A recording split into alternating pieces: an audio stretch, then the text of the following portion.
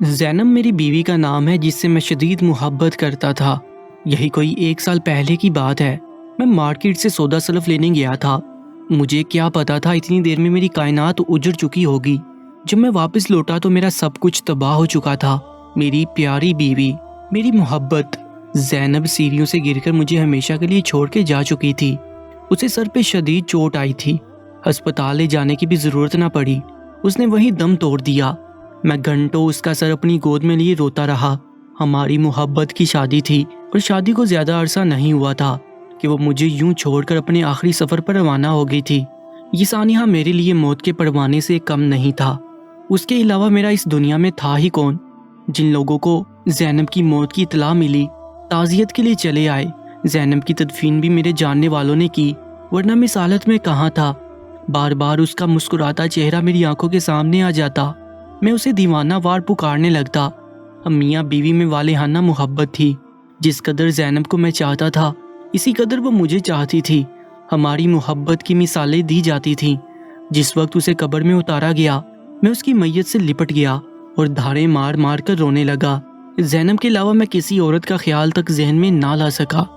دفتر سے روز بروز چھٹیوں کی وجہ سے نوکری چلی گئی۔ رو رو کر صحت خراب ہو گئی۔ اسے واپس پانے کا جنون اب میرے سر پر سوار ہونے لگا۔ اب میں ہر لمحہ یہی سوچتا رہتا کہ میں اسے کیسے حاصل کر سکتا ہوں۔ چنانچہ زینب کی محبت میں اندھا ہو کر میں ایک بلیک میجک کے عامل کے پاس جا پہنچا۔ اس نے ایک باری رقم کے بدلے میرا کام کرنے کا وعدہ کر لیا۔ میں نے اس کے بتائے ہوئے طریقے پر عمل کیا، جو ایک علیحدہ کہانی ہے۔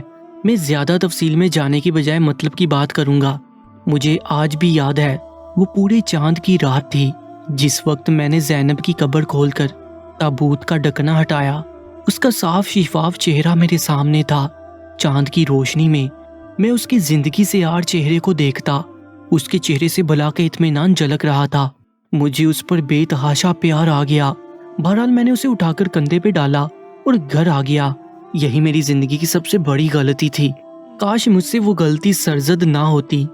مجھے جو کچھ جیسا بھی کرنے کو کہا گیا تھا میں نے بالکل ویسا ہی کیا، اور ٹھیک 4 گھنٹوں بعد اس کے جسم میں حرکت ہوئی۔ میری زینب نے آنکھیں کھول دیں۔ میں بچوں کی طرح تالیاں بجانے لگا جیسے کوئی کھویا ہوا کھلونا مل گیا ہو۔ میری خوشی کا کوئی ٹھکانہ نہ تھا۔ میں نے جلدی سے آگے بڑھ کر زینب کو گلے لگا لیا۔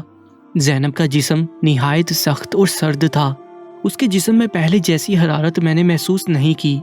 زینب کی کالی سیاہ آنکھیں پہلے سے کہیں زیادہ بڑی ہو گئی تھیں۔ اس کی سفیدی ختم ہو گئی تھی، مگر مجھے ان باتوں سے کوئی سروکار نہ تھا۔ میری زندگی، میری محبت مجھے واپس مل گئی تھی، جس کے لیے میں نے بہت بھاگ دوڑ کی تھی۔ پیسہ پانی کی طرح بہا دیا تھا، اور مجھے کیا چاہیے تھا؟ میں زینب کا ہر طرح سے خیال رکھنے لگا، اسے دنیا والوں کی نظروں سے بچا کے رکھتا۔ زینب پہلے بہت محبت کرنے والی لڑکی تھی جو ہر وقت ہنستی کھلکھلاتی رہتی تھی، مگر اب والی زینب کے زرد چہرے پر مسکراہٹ کبھی نہیں آئی تھی۔ اس کے چہرے پر عجیب سی سختی، ویرانی اور بے رحمی چھائی رہتی تھی۔ میں ہمہ وقت اسے خوش رکھنے کی کوششوں میں لگا رہتا، مگر وہ خوش ہو کر نہ رہتی۔ ایک روز اچانک اس نے مجھ سے عجیب سی فرمائش کر کے مجھے سکتے میں ڈال دیا۔ میں بغور اس کے چہرے کو دیکھتا رہا۔ جہاں پہلی بار میں نے اس کے ہونٹوں پہ مسکراہٹ دیکھی تھی، اس نے مجھ سے انسانی گوشت کھانے کی فرمائش کی تھی، ساتھ میں انسانی خون سے پیاس بجھانے کی۔ یہ سن کر میری ریڑھ کی ہڈی میں سنسناہٹ دوڑ گئی۔ وہ مجھے عجیب نظروں سے انتہائی غور سے دیکھ رہی تھی، گویا مجھ سے میری محبت کا ثبوت مانگ رہی ہو۔ نہ جانے کس طرح میں نے زینب کو خوش کرنے کے لیے حامی بڑھ لی، اور وہ خوشی سے منہ پھاڑ کر کہے لگانے لگی۔ میں اسے پھٹی پھٹی نگاہوں سے دیکھتا رہا۔ آج بہت عرصے بعد اس کے چہرے پہ ہنسی آئی تھی۔ مجھے بالکل سمجھ نہیں آ رہا تھا کہ میرے ساتھ کیا ہو رہا ہے۔ اتنا سخت کام تو مجھ سے عاملوں نے بھی نہ کرایا تھا جو میں اب کرنے جا رہا تھا۔ نہ جانے کس طاقت کے زیر اثر میں ہاں کہنے پہ مجبور ہو گیا تھا۔ شاید یہ میری زینب سے والہانہ محبت تھی، جس میں ہر وہ کام کرنے کے لیے تیار ہو جاتا جو اس کے چہرے پہ مسکراہٹ بکھیر دے۔ میں نے زینب سے ایسی فرمائش کرنے کی وجہ نہ پوچھی، کیونکہ مجھے معلوم تھا ایک طویل نیند سے جاگنے کے بعد یہ اس کی ضرورت ہے۔ میں اسے ہر حال میں خوش دیکھنا چاہتا تھا، کیونکہ جب وہ مجھے دوبارہ ملی تھی تو خوش نہیں تھی، اور میں نے اسے خوش کرنے کی ٹھان لی تھی۔ یہ سب اتنا آسان نہیں تھا، لیکن پھر بھی میں نے زینب کے لیے یہ سب کرنے کی ٹھانی، اور ایک روز اپنے ایک دوست کو گھر کھانے پہ مدعو کر لیا۔ وہ خوشی خوشی راضی ہو گیا، کیونکہ وہ جانتا تھا کہ میں زینب کے بعد کتنا اکیلا ہو گیا ہوں اور تنہائی مجھے کاٹنے کو دوڑتی ہے، لہٰذا مجھے کسی ساتھی کی ضرورت ہے۔ اس بیچارے کو کیا معلوم تھا کہ میں نے اپنی محبت واپس حاصل کر لی ہے اور آج وہ اسی محبت کی خوراک بننے کے لیے میرے گھر کھانے پہ مدعو ہے۔ میں زینب کی محبت میں اس قدر خود غرض ہو جاؤں گا مجھے پتا نہ تھا۔ کھانے کے دوران وہ مجھ سے دوستانہ گفتگو کرتا رہا، میں بھی ہنسی مذاق میں اس کا بھرپور ساتھ دیتا رہا، مگر اندر ہی اندر کوئی نادیدہ طاقت مجھے کہہ رہی تھی میں جو کرنے جا رہا ہوں صحیح نہیں ہے، غلط ہے، انسانیت کا قتل ہے۔ یہ تمام آوازیں اس وقت دب کے رہ جاتی جب کمرے کے اندر کھڑی زینب کو دیکھتا جو دروازے کی آڑ سے مجھے رحم طلب نظروں سے دیکھ رہی تھی۔ گویا یہ خوراک اس کے لیے اتنی ہی ضروری تھی جتنی انسان کے لیے سانس۔ اسے اپنی جانب یوں گھورتا دیکھ کر میرے ضمیر اور میری دوستی پر محبت غالب آ جاتی۔ آخر میں نے اسے بڑی محبت سے حاصل کیا تھا، اگر میں اس کے لیے اتنا بھی نہ کر سکتا تو لعنت تھی میری محبت پہ، لہٰذا اگر یہی محبت کا امتحان تھا تو مجھے پورا اترنا تھا۔ میں نے اپنے اندر ایک نئی عزم اور حوصلے کو محسوس کیا اور اطمینان سے بیٹھ گیا۔ زینب بے چینی سے کمرے میں ادھر سے ادھر ٹہل رہی تھی، اس کا اندازہ مجھے کچھ وقفے سے پیدا ہونے والی آواز سے ہو رہا تھا۔ جب وہ اپنا ہاتھ بےصبری سے دروازے پہ مارتی گویا وہ اپنی بے بسی کا اظہار کر رہی تھی، کیونکہ میں نے بہت زور دے کر اپنے دوست کے سامنے آنے سے منع کیا تھا اور اب ایک طویل انتظار اسے کوفت میں مبتلا کر رہا تھا۔ وہ میری اشارے کی منتظر تھی۔ کمرے کے اندر پیدا ہونے والی آوازوں پر میرے دوست نے کوئی خاص دھیان نہیں دیا تھا۔ وہ میرا بے حد پرانا دوست تھا، اسے اس بات کی ہرگز توقع نہیں تھی کہ اس گھر میں کوئی تیسرا فرد بھی موجود ہے، اور وہ کوئی اور نہیں، وہ زینب تھی جس کے ہاتھوں تھوڑی ہی دیر بعد اس کی موت ہونی تھی۔ کھانے کے بعد میں نے دوست کے ساتھ 2 پیگ رکھے جنہیں وہ فٹافٹ حلق میں اتارنے لگا۔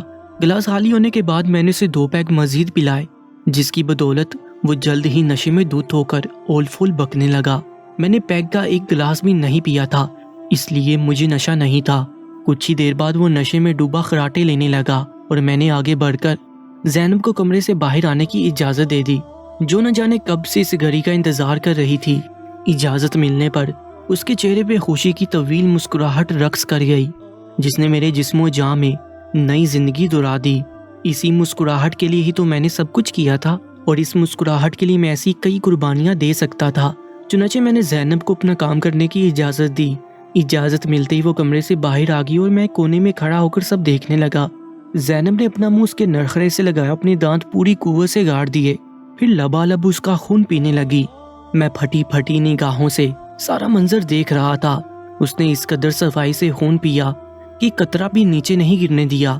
اس وقت زینب مجھے زینب نہیں، کوئی بدرو لگ رہی تھی جو بڑے مزے سے ارد گرد سے بے نیاز ایک انسان کا خون پینے میں مصروف تھی۔ میرا دوست نیند میں ہی نہ جانے کب زندگی کی بازی ہار چکا تھا۔ اب زینب اس کا گوشت نوچ نوچ کر کھانے لگی۔ اس نے اپنے کپڑوں میں ارسی ہوئی چھری نکالی اور کسی ماہر قصاب کی طرح لاش کے ٹکڑے کرنے لگی۔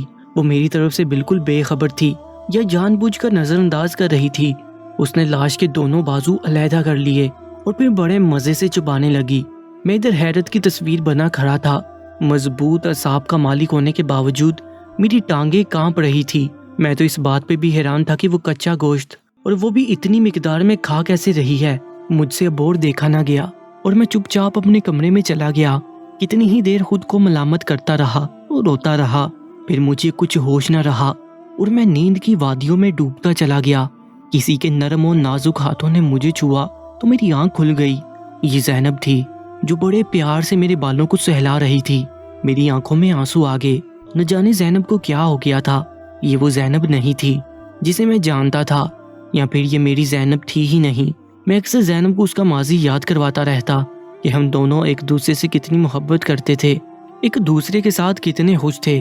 تم میرے لیے مزے مزے کے کھانے بنایا کرتی تھی۔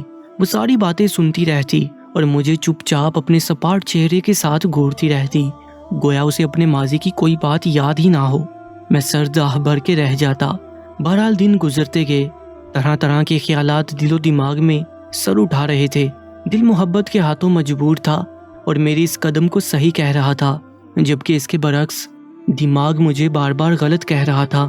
دل اور دماغ میں جنگ کی سی کیفیت تھی۔ کچھ سمجھ نہیں آ رہا تھا کہ زینب کے جسم میں اس کی اپنی روح ہے یا کوئی اور شیطانی بدروح اس کے جسم میں حلول کر گئی ہے۔ میں نے یہ سوچ کر خود کو پرسکون کر لیا کہ جو ہونا تھا وہ ہو گیا۔